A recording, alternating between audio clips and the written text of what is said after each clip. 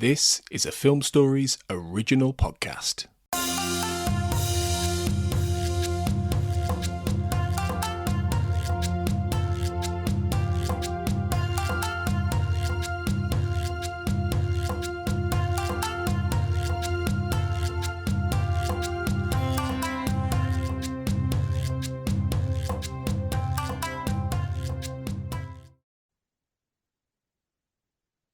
Welcome to the Japan on Film podcast. This is season 10.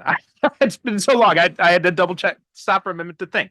Yes, season 10 of the Japan on Film podcast. I am your host, Perry Constantine. Hey guys, Perry here, with just jumping in with a quick correction. I said this is season 10 in the episode. This is actually season 11, so I got mixed up there. Apologies for that. And as for my background, for anyone who is new here, I am an author and a teacher. I've been living in Japan for about 15 years now, and one of the classes I teach is a class in Japanese film. So I did not have enough time in a semester to talk about all the movies I wanted to talk about, so I started this podcast. And today I am joined by a brand new guest of the show, and that is Lindsay Nelson. Lindsay, how you doing today? I'm great. How are you doing? I'm doing pretty good. Now, before we jump into today's movie, why don't you tell people a little bit about yourself? My name is Lindsay Nelson, and I am an associate professor at Meiji University. I'm in the Department of Political Science and Economics, but I'm not a political scientist or an economist.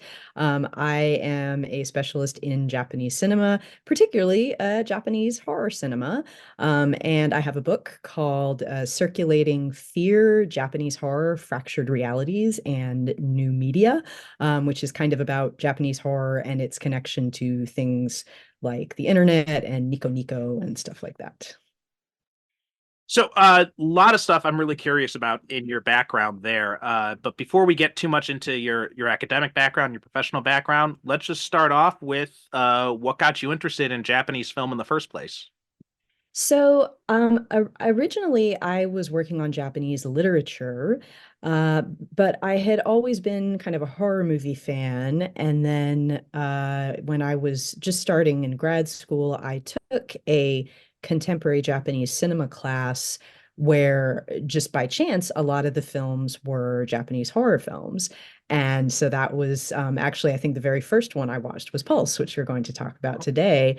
And that just kind of opened up a whole new world for me. And I just became really, really intrigued by this particular group of movies. And I noticed also that just not a ton of people were writing about them at the time. And so I thought, oh, this would be a good niche for me. I can do research and write about and talk about this particular group of films. Mhm. Yeah, very cool. And how did you end up getting to teach this stuff in Japan? Because I've been here for 15 years. I have, dabbled in, film stuff at the academic level before, but you don't see a lot of that kind of, at least from what I've seen. It's not like as widespread as, say, like in America, where there's whole courses devoted to horror films as there are here in Japan. You don't see as much of that, at least in my experience. Yeah, I've had a very winding road. I lived in Japan in the early 2000s. I worked here, then I went back to the US to go to grad school. Then I came back to Japan again, and ended up staying much longer than I thought I would, which happens to a lot of people. And I teach, a mix of classes right now at Meiji University, all of them focused on media or pop culture or film. I will say that I think the majority of my students do not like horror films. They're afraid of horror films. So I don't tend to teach like a specific horror film class because I don't think anyone would take it.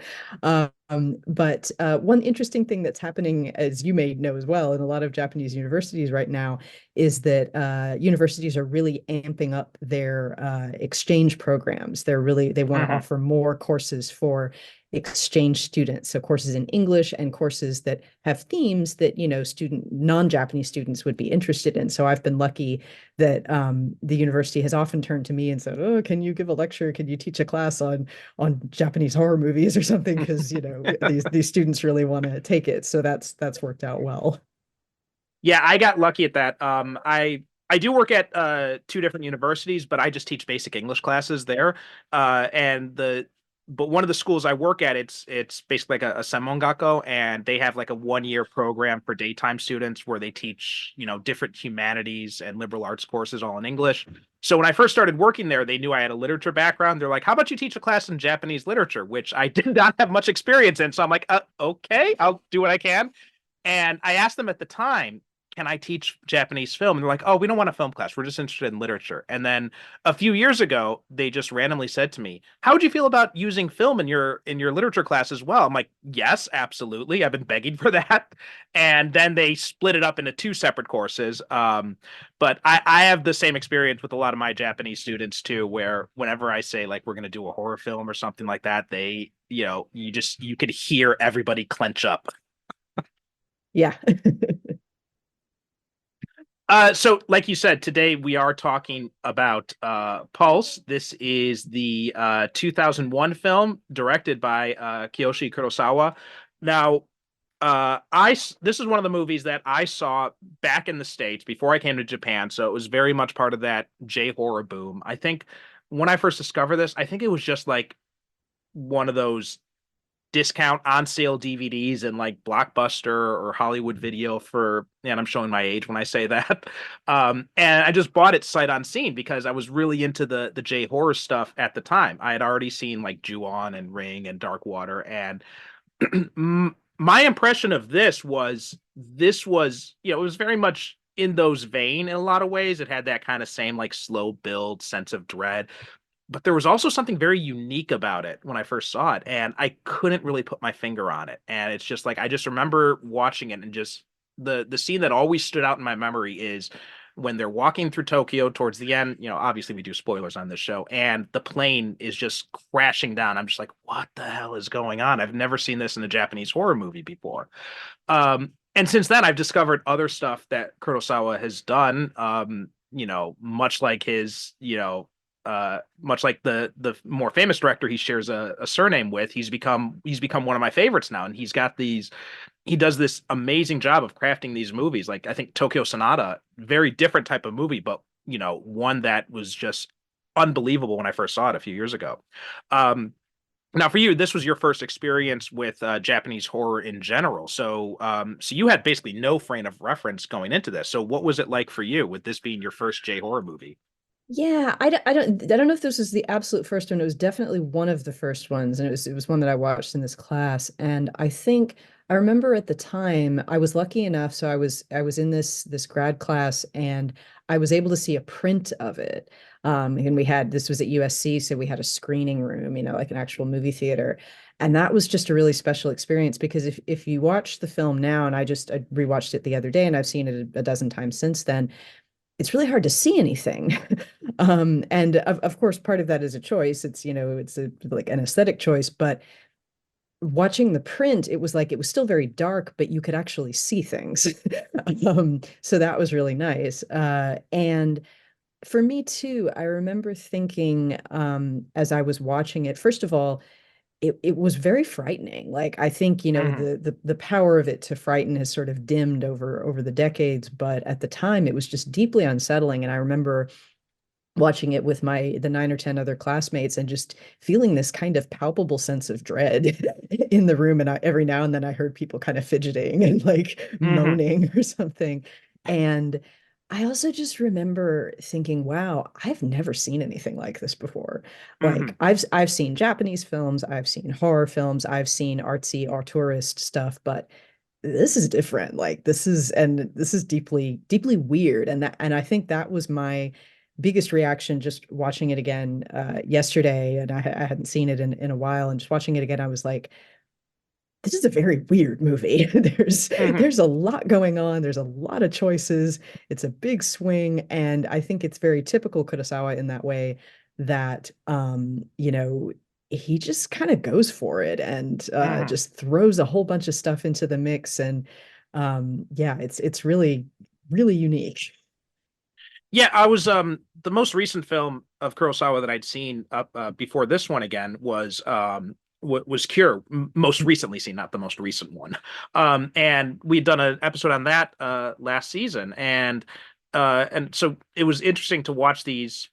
within a few months of each other, because now I'm kind of going back and I'm comparing it in my mind a little bit to Cure, and it's got that same kind of like, he loves doing this kind of like slow paced pot boiler thing. And I was looking at some reviews on Letterboxd, and some people were complaining that it was a little bit too slow, which I can understand, but I never felt bored watching it. Like it is slow, it is very deliberate, but it's a slowness that you kind of go into because there is like this mesmerizing quality to it.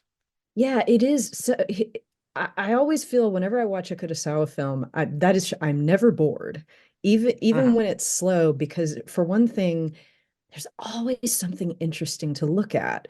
And he Right. does such interesting things with frames and frames within frames. And there's always something kind of weird and creepy going on at the edge of the frame. And so if you don't pay close attention, you'll miss it. You'll be watching the film and then suddenly way down in the corner, somebody's picking up a knife or walking through a door, and that happens a lot in Pulse as well. There's a lot of stuff where you're Mhm. just like, wait, what's going on over there?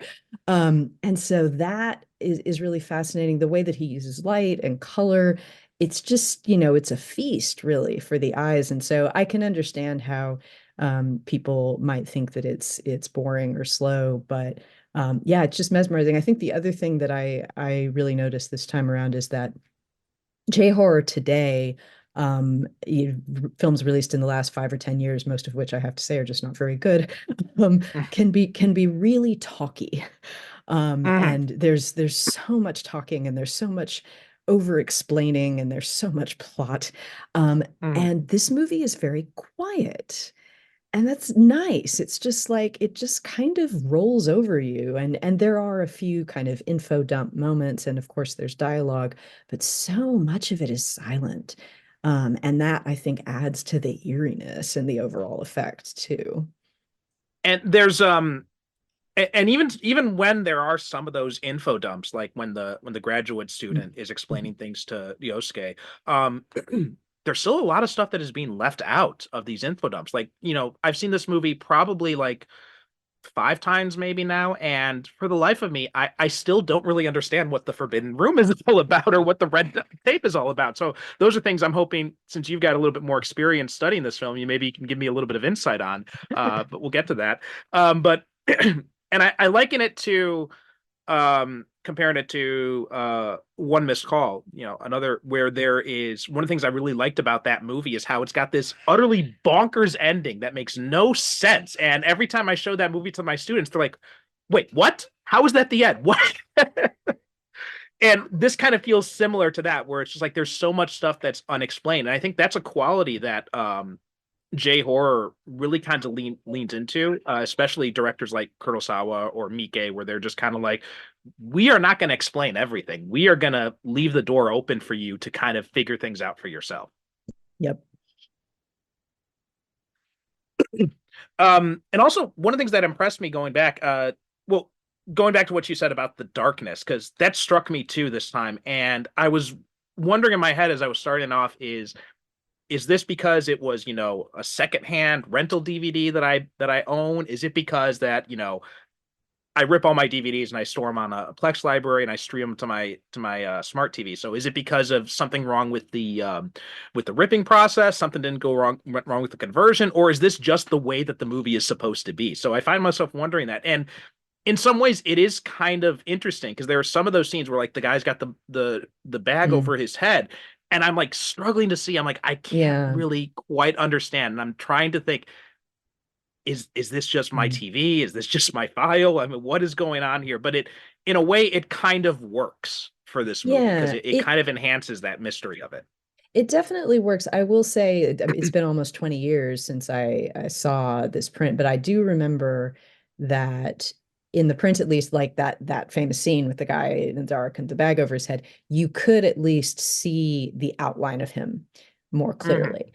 It was still very dark, but you could see it more clearly. And I think that was the difference. And also the famous scene where the woman is in the shadow and she slowly moves Mhm. forward, you could see her outline more clearly. But like you said, I think even though the watching it on a DVD or a ripped version is maybe lesser quality, it still works. It's still, I think, Hmm. all that darkness and obscurity, it still adds to the overall kind of creepy effect of the movie. It's got almost kind of a grindhouse quality to it, Yeah, watching it that way. yeah. And you mentioned the woman, that famous scene where she's walking towards Yabe, and I forgot how creepy that scene is. And when I was watching it last night, and I was the only one awake, my wife wanted to watch my wife loves horror movies, so she wanted to watch. She loves ghost stories especially, so she wanted to watch this with me. But our daughter was getting kind of fussy, so she's like, "All right, I'm going to take her in the other room." So she was in the other room, and I'm just sitting there alone in the dark, and it was just like all the hairs on my body stood up.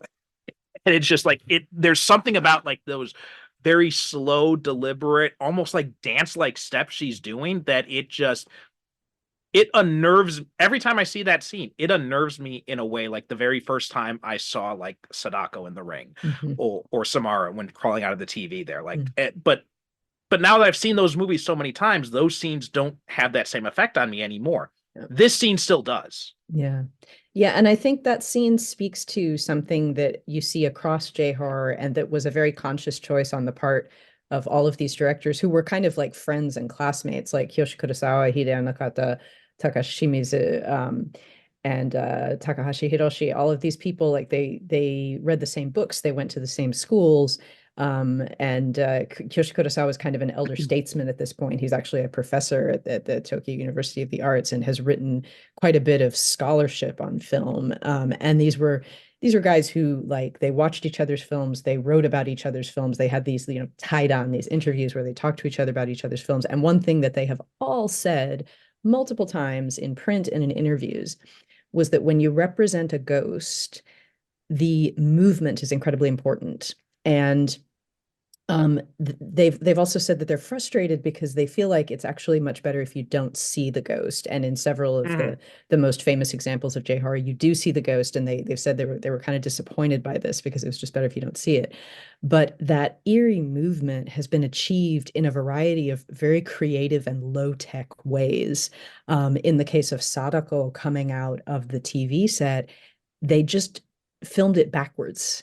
Like, they had Mhm. her crawl out of the TV and walk, but then if you watch closely, she's actually like moving in reverse. So they just switched it. Okay. And then of course with Kayako, the ghost from the Grudge series, that actress is incredible. She is a dancer, and so they Mhm. worked a lot with the choreography to make her body twist and contort in weird ways. And I'm not sure how they handled it with this famous scene in Pulse, but I feel like just watching it, it's a very similar effect where something is just off. Mhm. This person is moving, but it's not right, and you feel it in your bones, that something is very off here, and that is to me much, much creepier than any very expensive visual effect or extreme gore or something. Just this Right. person moving slowly across the room in a way that is just somehow off.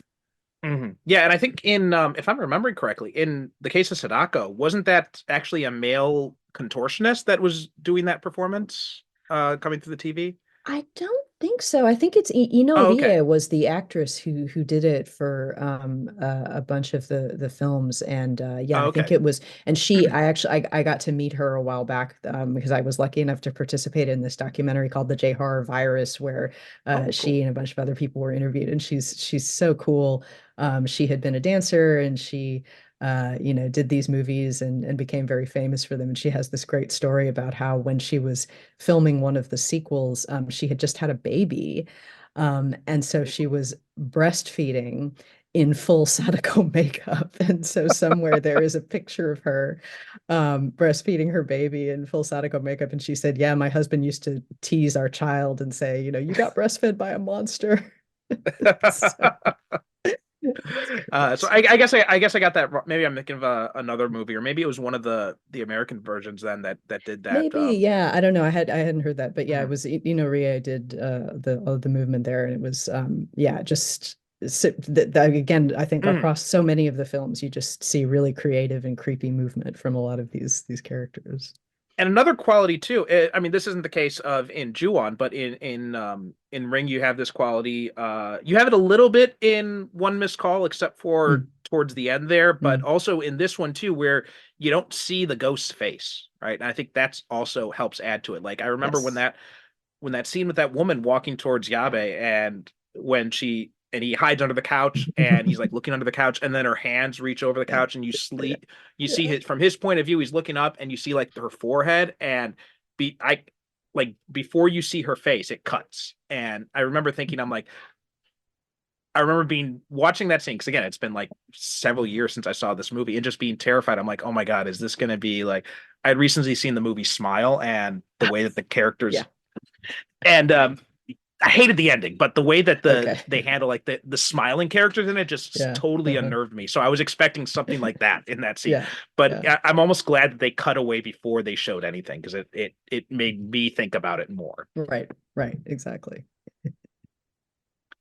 Another thing that kind of stands out to me is just how relevant this movie still is. Because, you watch these horror movies that deal with technology and they can seem kind of dated now, right? I mean, you watch The Ring, and I think if I show that to my kids when they get a little bit older, they're going to be like, wait, what's a videotape?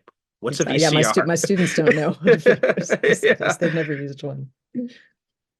Or like, or in One Missed Call with like the clamshell phones and all that kind of stuff. It's like, wait, why are they leaving voicemails? Who leaves voicemails? What is that? And these types of things. So, but when I watch this one, even though the technology in it is obviously dated, right? You've got those big honking, old style backlit monitors that, weighed like 1,000 pounds. But other than that, like the themes they're talking about, I mean, this movie predates social media, and there's so much about that Kurosawa kind of predicted about social media in this movie. Yeah, I think watching it again, I was just thinking, wow, this movie is such a time capsule of just a particular moment in like internet technology. And it's also Hmm. just fascinating how quickly movies become dated when they're dealing with any kind of technology, but especially computer or internet technology. And yeah, just so, I mean, the fact that the movie opens with that sound of dial-up, Hmm. which, those of us of a certain age will remember vividly. And yeah, the clunky monitors, the floppy disks, just Mm. I My will wife commented on never, that. She yeah, when they said floppy, she just started laughing. She's like, floppies. I know. And it's like, and I will never ever get tired of hearing Koyuki, the Harue character say to Hmm. Kawashima, so how did you get into the internet? Which is just a phrase that no one has said in years. And then Hmm. when he goes to get help from her and she's like, okay, so yeah, if you find this, you need to right click on it. And he's just like, oh, wait, I don't know anything about computers. And the idea that you would have this young college kid who wouldn't know what a right click was, Hmm. or that, the internet would be something you get into like a hobby instead of just Hmm. like the center of our lives. But Right. yeah, I mean, this movie came out in 2001. YouTube wasn't around until 2005, and then Instagram didn't come around until 2010. So this is years away from the internet being and social media being this huge force in our lives. And watching the movie also, it made me think about how uh just the novelty of seeing these little videos of everybody in their lonely spaces. Like Hmm. they keep cutting to these computer screens that show different kind of ghost-like people wandering around in your rooms, and how in 2001 that would have been such a novelty. It would have Hmm. been, so, and now it's like everything. That's all the internet Yeah. is anymore, is watching a bunch of people in their, in their rooms. Hmm. But this sort of paradox of like Hadaway says, people don't really connect. I know you got into this because you want to connect, but people don't really connect. Where, this sort of dream of the internet is the great connector, but this movie is very much like, nope, not actually, Hmm. not like that. We're all lonely, we're all gonna die. And this Yeah. very, Yeah. very kind That of nihilistic view. exactly. Yeah. That whole idea of, and I think it was very well symbolized by that computer program, right? Where it's like these Mhm. two dots, if they get too close together, Yes. they Yes. die, but if they get too far apart, then they start to want to draw closer to you. And I think Exactly. like Yeah. that's like the perfect metaphor for Yep. social media, right? We all Yep. get on because we want to connect with people, and then when we Yeah. spend too much time on it, we're like, oh my God, this is the worst thing ever. Why am I doing this? Yeah. Yeah. And I think, you know, Japanese horror has always I think there's always been, and I mean this is true of a lot of horror films, there's always been kind of two layers of horror. There's the ghosty Mm, stuff, and then there's just everyday existence. And so in Pulse, you have, you know, this weird stuff that's happening with people, you know, mysteriously dying by suicide in these red rooms, and this idea of ghosts bleeding over from the realm of the dead into the realm of the living. But then you also just have loneliness.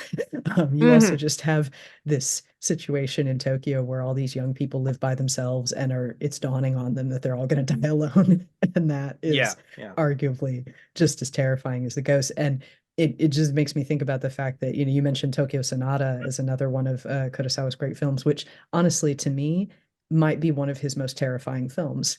Hmm. It's technically not a horror film. It's a film about a Japanese office worker who loses his job late in life, which happens to a lot of people, and he basically has to work as a janitor, but he lies to his family and pretends that he's still okay.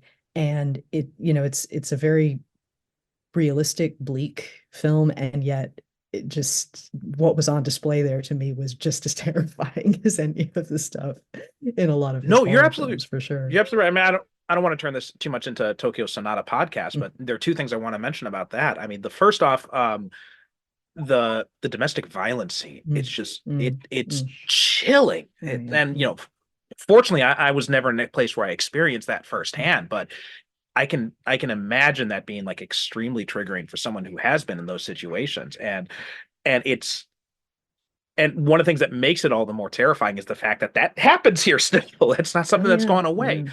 And also you're talking about the framing things. One of my favorite scenes in that movie is when he's arguing with his older son, and they're kind of like in this corner, and then you've got the mother sitting at the dinner table and just like, completely distraught. And I'm blanking on the actress's name right now, but she just did like an Yeah. amazing nonverbal performance in just that one Yeah. scene.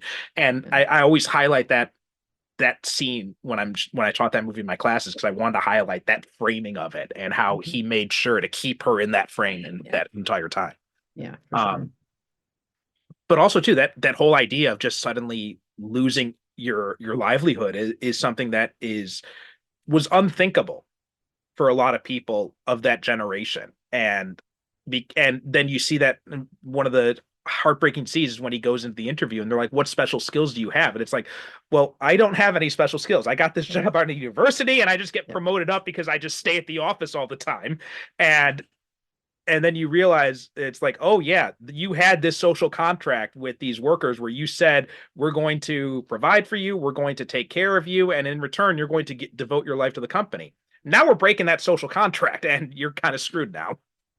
Yeah, and in Pulse, I think you have kind of a similar situation where you have these young people who are coming of age in a very different world. And like we learn, for example, that our main character Michi's parents are divorced, which is kind of Mm-hmm. interesting.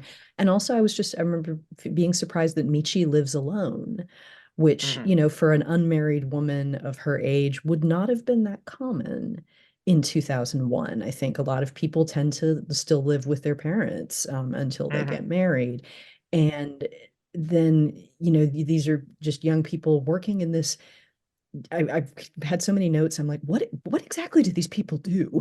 What is this Mm-hmm. job? And it's like they work in a greenhouse. And then finally, about halfway through the movie, or a third through the movie, we get the boss on the phone saying, "Hello, this is Sunny Plant Sales." It's like, okay, so it is a plant company, but it's a really minimalist greenhouse that Mm-hmm. doesn't seem to have that much stock. The stock that's there looks kind of sickly.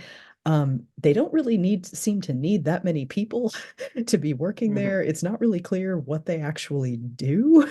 And this I find to be typical of a lot of Kurosawa films where you're just like, something's just kind of off. Like this doesn't seem like a normal company. I don't really know what these people are doing, but they all kind of through their encounter with these these ghosts and with these red rooms, I think it really, really begins to dawn on them that they are alone and that Mhm. they're going to die alone. And that is just overwhelming and terrifying. Yeah, the whole plant shop kind of confused me too when I was rewatching this last night because at first I'm thinking I'm like, wait a minute, so because they're talking about needing the floppy disk again, Yeah. floppy disk, needing it for this project or something. So at Right. And first I'm we thinking I'm don't like, know okay, what the so, project is. right. So I'm like, okay, well maybe they're like botany students or something like that, and this is like like I don't know, like some sort of like hands-on, research place or something like that, where they're doing different botany experiments. But then get on, and the like you said, they've got this boss there, and they call him boss. I'm like, okay, so he's not a teacher then, because they said shacho. I'm like, okay, Mm. so that's that. And then later on, when she meets Yosuke, and he talks about, he's a university student, she's like, oh, you're so lucky, and then she's like, I just had a job, and I'm like, okay, now I'm completely confused. Yeah. And this too, I think, like so often with Kurosawa films, and definitely with this one, I feel like they alternate between a very normal, everyday world and a weird world. Like Hmm. there are scenes in this film where like when they're having coffee in that little coffee shop, which I know exactly where it is. It's like it's in Shibuya, this place called Sweden that's been there for years. And she's like, okay, yeah, it's Tokyo. They're having coffee in a coffee shop, whatever. And then the university is a ghost town. There's no Hmm. one there. It's just kind of like a collection of warehouses with no lighting, just these dark rooms with these stacks of monitors, and there's no students. And then there's so many shots of characters walking to apartments where the streets are empty, even before, all this Hmm. apocalyptic stuff starts happening. The streets are just empty. And then there are quite a few shots, like with the ghostly stuff, that I swear look like they're taken out of like the cabinet of Dr. Caligari or something, like German Hmm. expressionism, with these weird angles and sharp lights and these like weird shapes on the walls. And it's very jarring, to kind of Hmm. be taken back and forth between like, okay, we're in normal world now, and now we're in weird world. And it Yeah. just kind of jumps back and forth between those two places. And the greenhouse is part of that, I think, where it's just like, okay, so these people work on a rooftop somewhere in Shinjuku with a couple of very sickly looking plants. We don't know exactly what I guess they sell plants, but and they need a floppy disk for that, but we don't really know why. Yeah. Well, also too, going to the university thing, I thought it was an interesting choice for, Ryosuke's having this problem trying to figure out the internet, and it it just seems like he wanders into a random computer classroom between periods or something Yep. like that. I mean, instead of like, going to a help desk or something like that. So I thought that was also kind of interesting. I'm like, if you're at the university, like maybe you'd go to like the computer department or something, but it just seems weird to just go into a random classroom and just sit next to somebody who's working on the computer. Exactly. It's like, don't they I guess maybe in 2001 there wasn't an IT department yet. I But guess so. you'd think he would go to the IT help desk. But I do wonder how much of this, and this kind of touches on to something you had mentioned before about we find out that Michi's parents divorce and how she's living alone in Tokyo when usually most young people um would be living with their parents if they were unmarried. And that's true, probably even more true today because of the inflation, the economic situation. But yeah, you're right, and I think that that speaks to something else I think that Kurosawa is playing with in this movie, and that is this kind of idea of kind of like the dissolution, the breaking apart of the family, because obviously her parents are divorced. Her mother and father don't seem to talk very much because her mother has that line where she says like it's uncomfortable for me to be around with him, but you should really reach out to him. And she's like, no, he's a nobody. I have my friends, and that's all that I need. But then you look at her friends, and I thought this was very interesting too. At the beginning, after Taguchi dies, they're kind of treating his death almost like it's an inconvenience. Yeah, their reaction to his death is weird. Deeply Hmm. weird. Because she asked like, "Are you okay?" And she's like, "Oh yeah, I'm fine." And then they go out for coffee and everything like that, and she's just like, "Ah, Shogunai," and it's all this kind of stuff, I and it's just know, like, yeah. It's really wild. I wrote a note that so that he dies, I guess they go to the police and then they go for coffee. And then it's like a day or two later Mhm. where Michi is like sitting on the rooftop and she looks a little morose. And then Junko comes up to her and says, are you okay? Are you thinking about Tagu? She's like, yeah, a little bit. And Junko just says, it's time to move on. Yeah. And I wrote in my notes, it's time to move on. Bitch, it's been 5 minutes. Like, what? I Seriously, mean, it's time to move on. one of my close friends died like 10 years ago. I still have not even really moved on from that. I Yeah, just like yeah. it's unbelievable. It's like I think that's done intentionally, right? I don't think that's just if this were like a lesser movie from like a lesser director, I would think I'm like, wow, that's some bad writing. But in this, I think Yeah, Kurosawa is really trying to say something about this kind of like distance between people. And I yeah, think that also speaks to Ryosuke's odd way of finding help because he just doesn't know how to interact with people, is I think what's right. trying to be communicated there. Yeah, and yeah, I think I noticed definitely this time watching it too that everybody in this movie has a kind of weirdly flat affect, which, Hmm. speaks to what some of the characters say later about how there's no difference between ghosts and people, and this is, I think, a very old setup in a lot of horror films, like, the zombies, the people, they're all the same. Who's the monster? Who's the person? This comes up again and Hmm. again in horror films, but where, yeah, you have all of these characters who are just kind of emotionless in a weird way. And so their reaction to his death in that sense is not that shocking. But then you have the boss as well, who has Hmm. this very weird exchange with Michi, where he basically just says, maybe it's better just to not have friends.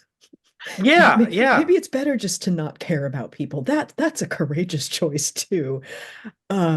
Which, okay, so yeah, and people have all these kind of odd ways of interacting or not interacting with each other. And watching Ryosuke, this young kid, what struck me about him was, first of all, he seems to be the most normal out of all of Hmm. them. Like, he just seems to be kind of a dorky dude, and Right. with kind of normal reactions to things.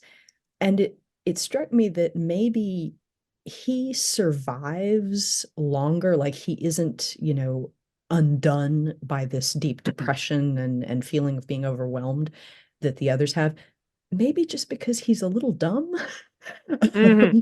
And the fact that he doesn't think too deeply about things. So because he hasn't ever had that experience of, you know, it dawning on him, oh God, I'm going to die alone, and he hasn't dwelt on that. Hmm. He isn't as affected by these ghosts and by all this scary stuff that's affecting the others, because they clearly have dwelt on loneliness and sort of existential dread for a long time. Well, I think maybe that because Michi seems that she is more interested in having some connection with her friends. And I mean, like it's not a great connection, but she at least seems, she as broken up as anybody gets about Taguchi's death. She's the one who seems the most broken up about it. Whereas, like you said, Junko's just like, it's been 5 minutes, let's move on. And I think that could also, and also like, the way that she befriends Yosuke and she talks to him like a normal person as compared to everybody else in her life who talks to her like very weirdly. And so I think that may also be why she ends up, surviving until the end. But also I think it's interesting that Hadue, despite she's got this very nihilistic attitude about being alone and all that, and yet in a weird way, she seems like the most outgoing of everybody in the film. Yeah, and she's really fascinating to me because I feel like maybe she's the most polished, I guess. Like, Hmm. she's the best at presenting a sort of cheerful facade. Hmm. But it also hides perhaps the deepest sadness and Hmm. loneliness, like, that we eventually see from her many, many years later. And I actually even wrote about this a long time ago. I still am not 100% sure how to interpret that kind of pivotal scene when she embraces the air when she's Mm-hmm. alone in her apartment and she's so sad and she's so lonely and she's looking at all those images of other people alone in their rooms, and then suddenly the image shifts to an image of her, and it's like a hall of mirrors, and she's looking at Mm-hmm. herself alone in her room, and then she turns around and she appears to see something, but then when the camera shifts, we the audience just see emptiness. There's nothing there, but she's weeping and she says, I'm not alone. And she reaches Mm-hmm. up and she embraces something. We don't know what it is.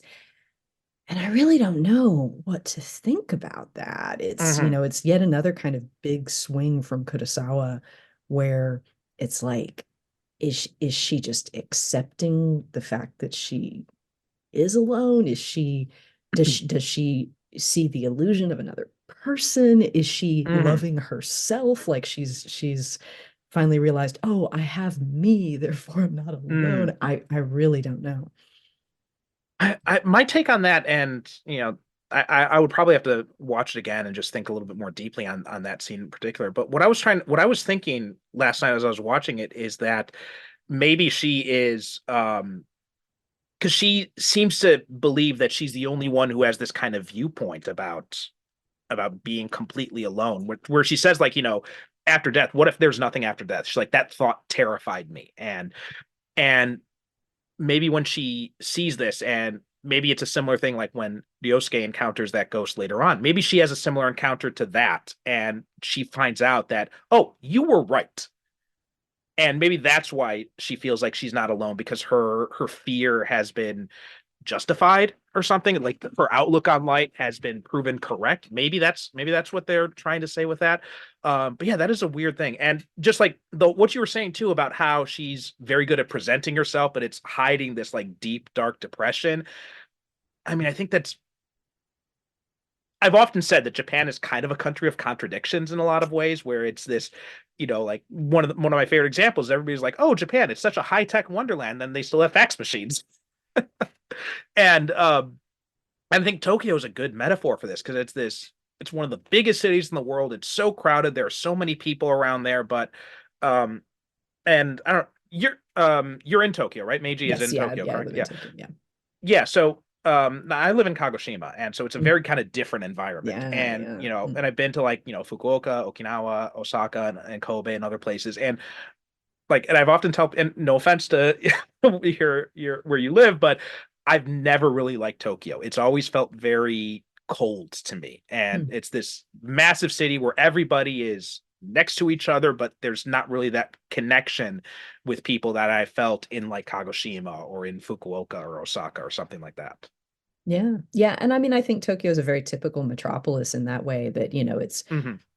20 million people alone together. It's like Yeah. it's very isolating. It's these huge crowds, and yet nobody makes eye contact, nobody talks to you. I think that Hmm. when you live here for long enough, you find your little niches and your little quiet Right. corners where it Yeah. can feel a bit warmer. But yeah, it's a very, very isolating experience. And I think a lot of Japanese horror deals with just Hmm. this overwhelming sense of being, surrounded by people but alone, and not Right. really knowing what to do about that.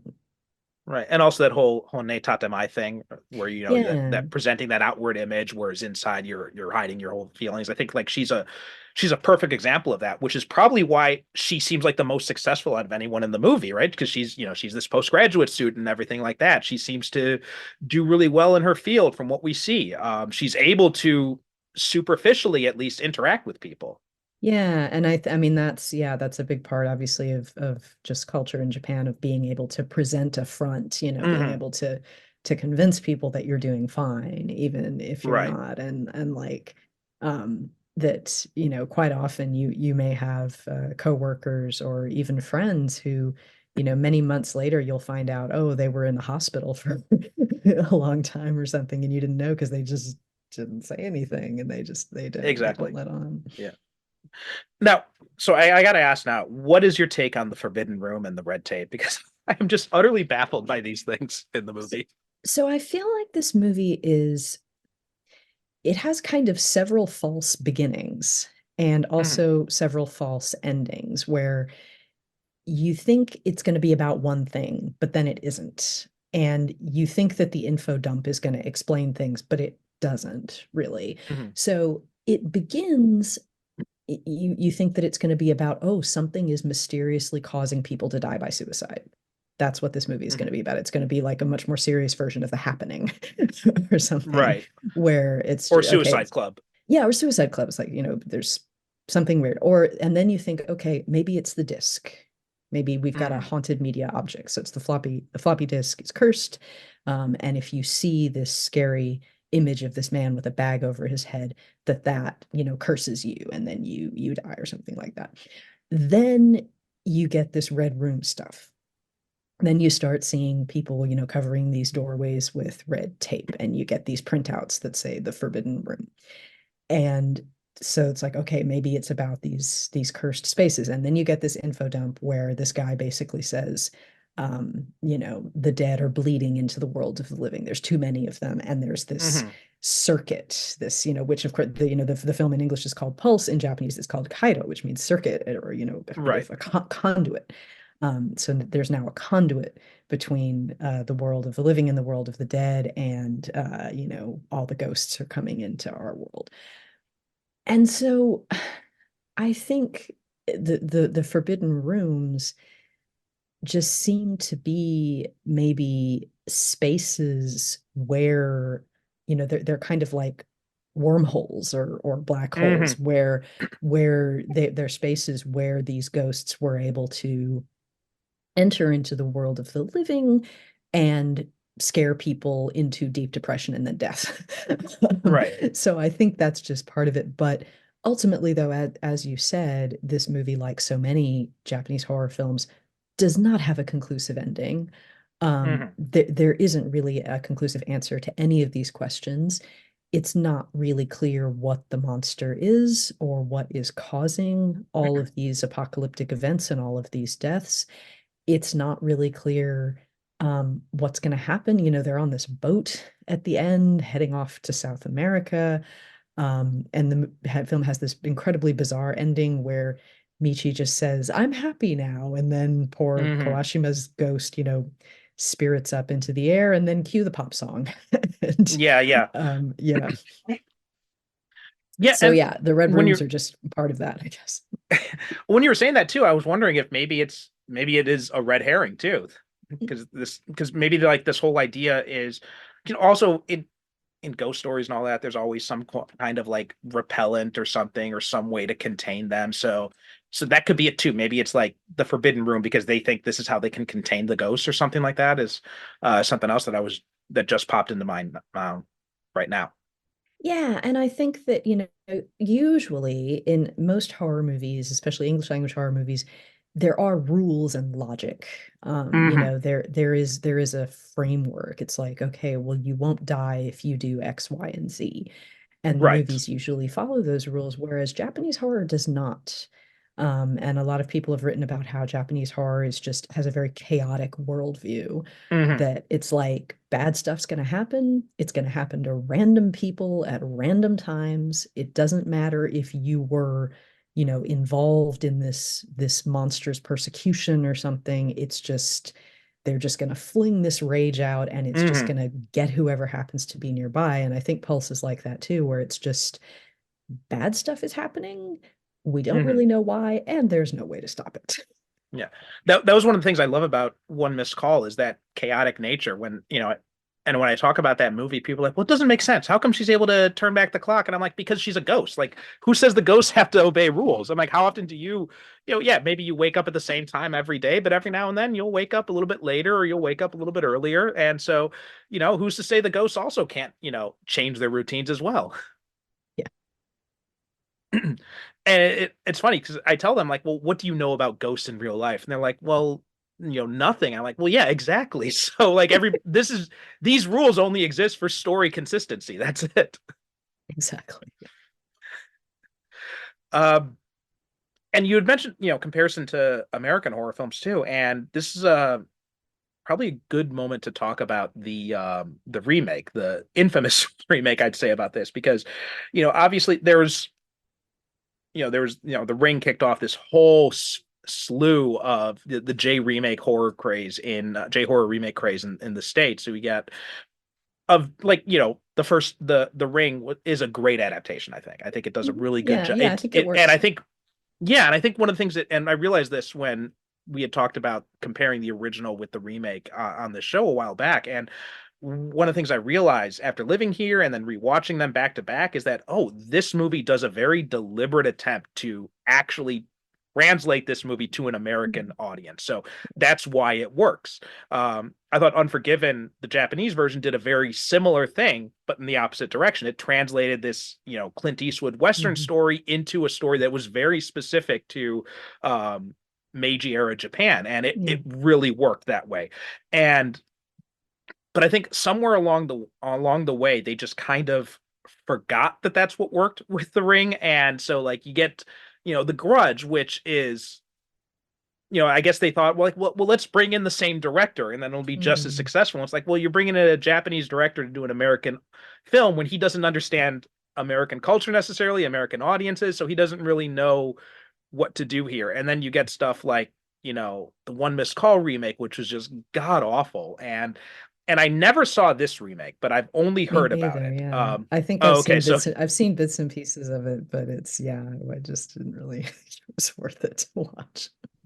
there are two things I know about this remake, and the first is that it was like universally despised, and like every review I've seen of it has said that it just completely misunderstood everything about the original. And B, Kristen Bell actually made fun of her performance in this movie in Forgetting Sarah Marshall. I think I do remember that. Yeah.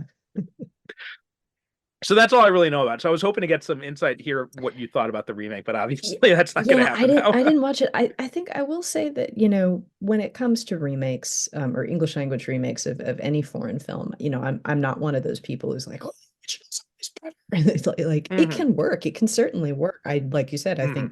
I think the adaptation of The Ring is good. I think that Dark Water works well too because they did a good job of translating it to a very specific context, which is New York Hmm. apartment living, which is its own kind of hell, that can be Hmm. very similar to Tokyo apartment living and apartment hunting. So yeah, I think it's all about, what your goal is in your adaptation, who's directing it, who's writing it, and it doesn't have to be faithful. It can branch Hmm. out and kind of do its own thing. But I think what happened, so like you said, there was this period in the early 2000s when J horror was hot, and so many all these studios came calling, and they're just like, we got to remake these movies. This is a cash cow. We got to milk it for all it's worth. Hmm. And initially, I think there was some care actually put into Yeah. these remakes, but then as time passed, and you start to see remakes of films like Pulse and One Missed Call, there just wasn't really much effort put into it. I think it was just Yeah. this Yeah. idea that we have the name, we have the fact that this came from Japan, and so Hmm. therefore people will see it, and we don't actually have to put any effort Yeah. into it. So yeah, and I think a lot of people have argued that part of the success of the best J horror films is their Japanese setting, and Hmm. is their connection to certain kinds of Japanese folklore and just daily life. The locations, the homes, the streets, everything is just has this air of difference to it that Hmm. non-Japanese audiences are not familiar with. And so when you take that away, it just loses a lot of its power for non-Japanese audiences. And I don't 100% agree with that. I think that the films can still work, but again, the transformation has to be specific. You can't just Yeah. set these anywhere, anytime. You have, if it's in New York, if it's in the countryside, if it, then it can work. But unfortunately, I feel like a lot of the remakes just got rid of the Japan Hmm. context and then didn't replace it effectively with or anything else. or like I think what The Grudge did is it just use it as like scenery dressing, and Yeah, like yeah. it doesn't feel like you're actually in Japan, it because it's all white Yeah, actors running around yeah. this country, and it's just like it feels like people running around a stage. And it's this very American story that's there, so Mhm. it just doesn't quite, there's a disconnect there. Right, exactly. um Let's see. Were there any other things that you really wanted to talk about here? Anything else that we haven't touched on so far?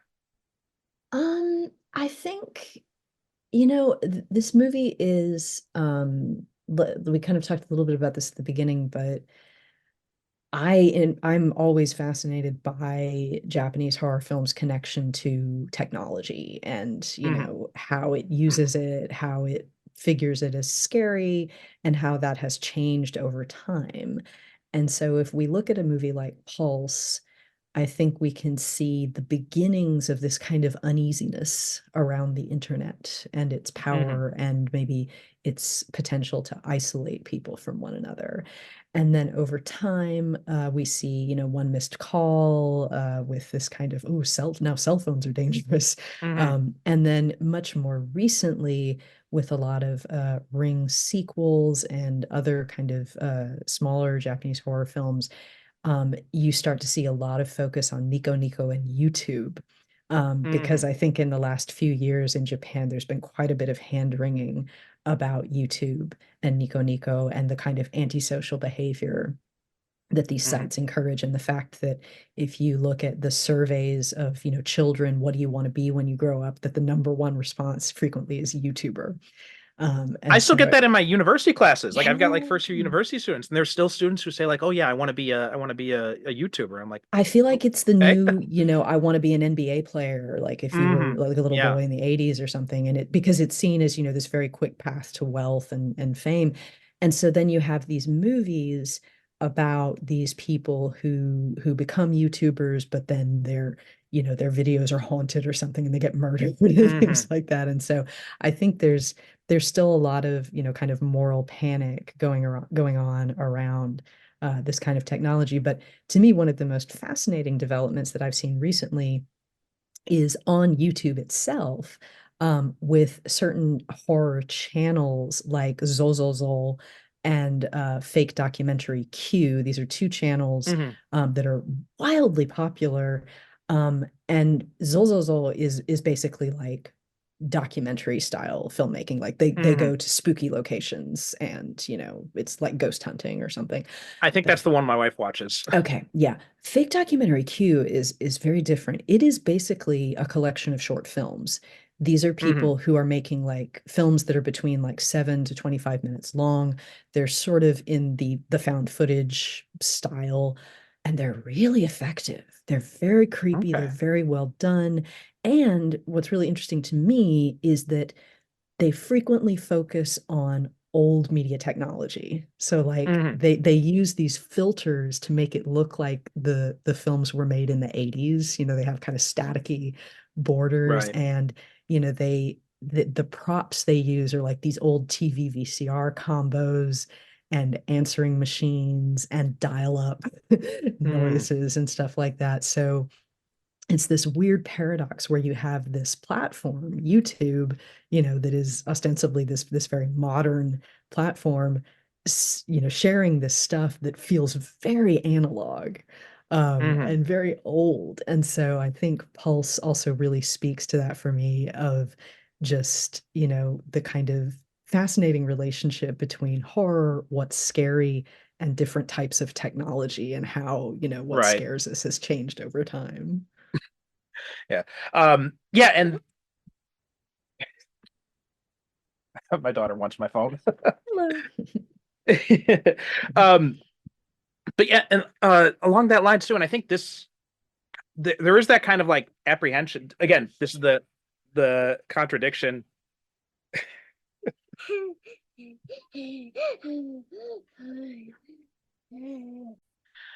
Yeah, there is that kind of like, and this again, this goes to that idea of those contradictions in Japanese society. Whereas again, that idea of like Japan being like this technological place which I think was possibly true in the 80s, but is definitely not as true now. But there's that apprehension with technology. I mean, like Japan is still, even though it's been changing since the pandemic, I mean, I would still characterize Japan as more of a cash-based society than cashless, especially like Absolutely, yeah. We went to America last summer, and it's just like everyone's only using like, credit cards and debit cards and their phones. Whereas in Japan, yeah, you see some of that now, but Mm. more often than not, people are still using cash. Yeah, and I often talk about this too, where Japan is this weird paradox of like people outside Japan have this image of it as this tech utopia of talking Hmm. toilet seats and robot caregivers, and but then Hmm. anybody who has lived here for more than 5 minutes knows that it is stubbornly analog in so many Hmm. different ways. And just in the last few weeks, I've finally started to see a couple of train stations now have touch payment at Oh, the wicket gates in yeah, Tokyo. yeah. And I was in Belgium last year for like a week, and same as in the US, everything is contactless. Everything is just, you Hmm. just touch your card. That is still quite new in Japan. It's not Yeah, yeah, very yeah. common. And also just, like you said, I think the pandemic thankfully changed a lot of things where, for so long any type of workplace transaction had to happen with an incon, had to Hmm. happen with a physical stamp. So, telecommuting, working from home was just not possible because you had to Yeah. physically be in the office to stamp endless pieces of paper. Thankfully, now with the pandemic, I think that has a lot of that has stopped because people just In realized some it cases, was, one of my universities, they oh, switched over to online mhm, notifications for yep, like yep. 3 years. And now that all the classes are back in session, now we're like, oh, back to Incon. I know. Yeah. Like, Thankfully, I and I think, still have to yeah, fill in the final grades. I still have to do the fill in the yeah, bubble sheets and then stamp it yeah. at the end. When I started at Meiji 7 years ago, and I think for the first 4 years I was at Meiji, we were still doing bubble sheets for everything. And then finally, I think it was my fifth year, they switched it to online. It's like, oh wow, it's amazing. So yeah, and that I think continues to show up in different forms of Japanese, TV and movies, this sort of weird you know, paradox between like on the one hand we've got the bullet trains, we've got the talking toilet seats, we've got, Hmm. this incredibly high-tech transportation system, but we also have some very, very old school ways Yeah. of doing a lot of things. I always laugh because every time there's been some sort of shift to a more tech-based way of doing something at my university, they always send out very, very detailed, like, Hmm. 20-page documents for how to do it. And I can tell that they're doing that because plenty of our, say, over 65 Hmm. faculty do not regularly use a computer. And so the, Yes. Yeah. the documents will say things like, here is how to click on Hmm. something. I have And definitely so seen that before. yeah, yeah. So I think that's a reality that a lot of us who live here are familiar with.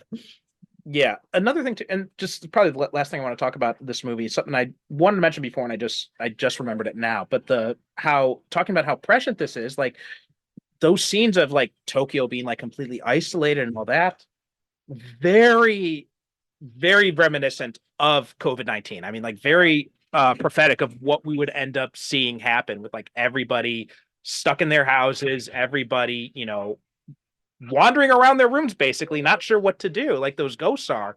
And then we see the streets like completely empty. Yep. And it reminded me, I think when I first saw this movie in 2006, there was a book that had come out pretty recently. It's called Tokyo Nobody. And you may have seen pictures from it online. It's this very famous book of photographs of this photographer who basically, for about 10 years, every single January 1st, would get up and go to places like Shibuya Crossing and Tokyo Tower and take photos of the empty streets. And so this book it's deeply eerie to look at because it's, all these, for those of us who live in Tokyo, these very familiar locations that are normally just stuffed with people, and there's no one there. And so, and now also, post-pandemic, we can see how it was prescient because we all, I think, saw that as well. If you happen to be in any of those places during the pandemic, they were eerily empty in the same way. Absolutely, yeah. kind of reminds me of that opening scene of Vanilla Sky when he's running through Yeah, Times Square it and it's made just me think of completely empty. Vanilla Sky, and also 28 Days Later, the opening scene Oh 28 Days yes, Later yeah, when he's yeah. walking through London and it's completely empty. Yeah. Yeah, that's a good note to end on. I mean, I was really glad that you want to talk about this movie because I've been wanting to go back and rewatch this movie. I actually don't think I've seen this movie. I think it's been like 10 years since the last time I saw this movie. So it was nice to go back and re-experience it, and to get your insight in a lot of stuff like the Red Room and that kind of stuff too. So yeah, this has been a great conversation. Thank you so much for coming on. And why don't you tell people, if you want to promote anything, if you'd like to tell people where they can follow you or find any of your books, anything like that, please feel free. Sure, you can find all my details at lindsaynelson.jp. That's LINDSAY Nelson.jp, just one word, .jp. You can find me on Blue Sky. You can find me on Instagram. I have a website where I review Japanese films. It's called eigafile.com, EIGAFILE.com. And yeah, I have a book that is unfortunately very expensive because this is an academic book. But I think the Kindle version is a little bit cheaper, which is called Circulating Fear, Japanese Horror, Fractured Realities, and New Media. And you can find me on a bunch of different places, YouTube and in journals talking about all of this stuff as well. Okay, great. Well, we'll have links to your main site in the show notes, so please check that out. Again, thank you so much for coming on. Anytime you want to come back on and talk about more Japanese horror, you're more than welcome to. That does it for this episode of Japan on Film. JapanOnFilm.com is the website, and we are Japan on Film on Blue Sky and Threads, and also Instagram as well. Also, this show is a member of the Film Stories Podcast Network, so please visit that over at filmstories.co.uk. Thanks so much for listening, and we'll talk to you next time.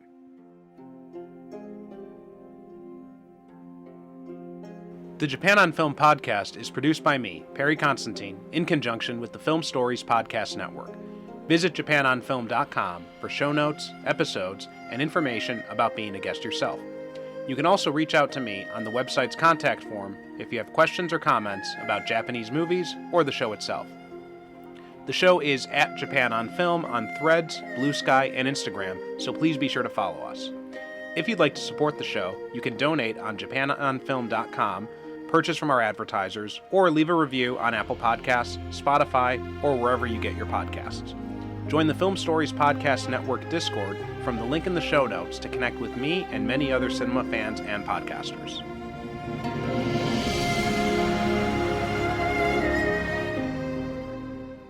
Britain. Fish and chips, cups of tea, the smell of the theatrical grease paint, the roar of the football crowd. A diverse nation grappling with its own long, complex history, always with one tongue firmly in cheek. Over the last century, British film has ebbed and flowed, from Ealing comedy to carry-on sauciness, from the British New Wave to Cool Britannia, from Hammer Horror to Hammer Horror again. Forget Hollywood, embrace Pinewood. I'm AJ Black, author, writer and podcaster, and I love British film. Join me in a celebration of its quirks, its successes, its failures, and its unique gems at the Pictures in Britain. Please find and subscribe to the podcast on Spotify, Apple Podcasts, or your podcast player of choice. Find the podcast on Linktree, linktr.ee/at the Pictures in Britain. And check out the Film Stories Podcast Network at www.filmstories.co.uk. See you at the Pictures.